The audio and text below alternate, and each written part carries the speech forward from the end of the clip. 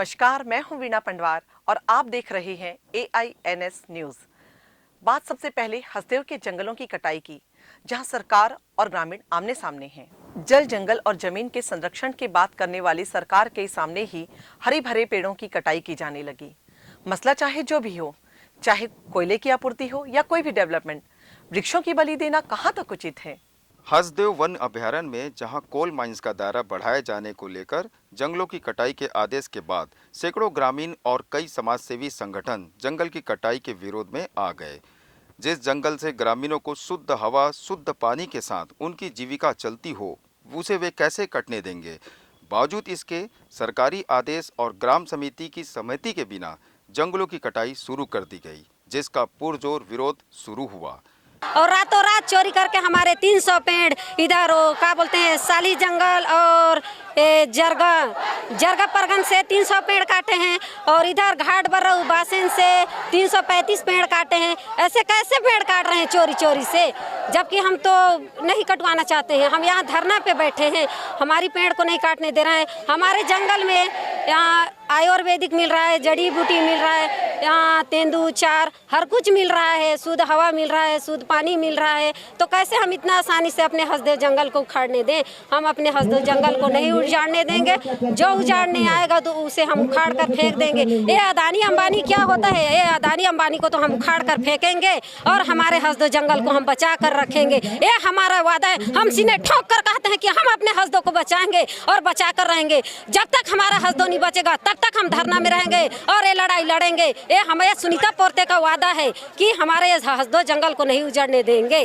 विरोध के मद्देनजर सूबे के मंत्री और क्षेत्रीय विधायक TS सिंहदेव विरोध कर रहे ग्रामीणों से मिले और उन्हें आश्वासन दिया कि वे उनके साथ हैं।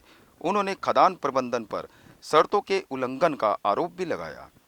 खदान के शर्तों में एक प्रावधान ये भी है कि कोयला निकलने के बाद शेष जो क्षेत्र है उसमें ओवरबर्डन जो पृथक किया गया है उसको लाके भरा जाएगा और वो ज़मीन को रिक्लेम करके संभवतः उसमें फॉरेस्ट की ज़मीन होगी तो प्लांटेशन किया जाएगा। मुझे ये बताया गया था कि ऐसा काम किया गया है, लेकिन यहाँ आने पर अभी तक मेरे को कहीं ऐसा नहीं दिखा कि खदान जहाँ खोदा गया था उसको पाट के ट्रांसप्लांटेशन हुआ हो। इधर पखवाड़े भर से धरने पर बैठे ग्रामीण भी पुरजोर विरोध कर रहे हैं। उनकी मांग है कि वे जंगलों को कटने नहीं देंगे। पूर्व मंत्री बृजमोहन अग्रवाल ने भी सरकार पर आरोप लगाया कि वह अपनी जिम्मेदारी से भाग रही और सैकड़ों साल पुराने पेड़ों को कटवा रही है। भारतीय जनता पार्टी की वहां पर पेड़ों की कटाई बंद की जाए।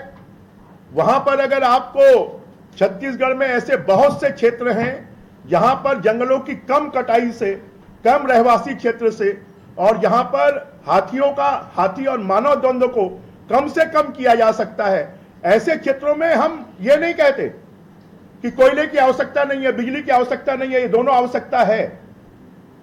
पर 55,000 मेट्रिक टन कोयले में से 5,000 मेट्रिक टन कोयले के लिए सिर्फ ये 3-4 खदानें दी गई हैं।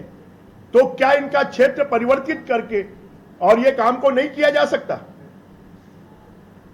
आखिर क्यों इतने घने जंगलों के बीच के झाड़ों को काटने की अनुमति दी जा रही है, ये हम पूछना चाहते हैं। बहरहाल हसदेव अभयारण्य को काटे जाने का विषय लंदन में भी उठाया गया, जहां कांग्रेस के राहुल गांधी ने जंगलों के ना काटे जाने की बात कही, लेकिन उन्हीं के पार्टी की सरकार रहते हुए सैकड़ों पेड़ों की बलि दे दी गई। देश में प्रधानमंत्री नरेंद्र मोदी जी की सरकार को 8 साल पूर्ण होने पर राजधानी रायपुर में प्रतिभाओं का सम्मान किया गया।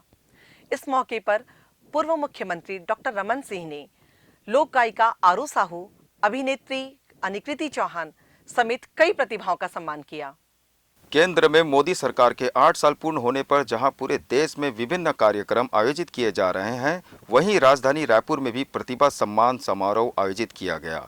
पूर्व मुख्यमंत्री डॉक्टर रमन सिंह और विधायक बृजमोहन अग्रवाल जी ने प्रदेश की प्रतिभाओं का सम्मान किया। इस मौके पर लोक गायिका आरू साहू और अभिनेत्री अनिकृति चौहान के साथ कई कला साधकों का सम्मान किया गया। इस मौके पर कला जगत से जुड़ी हस्तियों के साथ भाजपा के कार्यकर्ता बड़ी संख्या में उपस्थित थे। आज के लिए बस इतना ही। कल फिर आपसे मुलाकात होगी। तब तक के लिए मुझे इजाजत दीजिए। नमस्कार।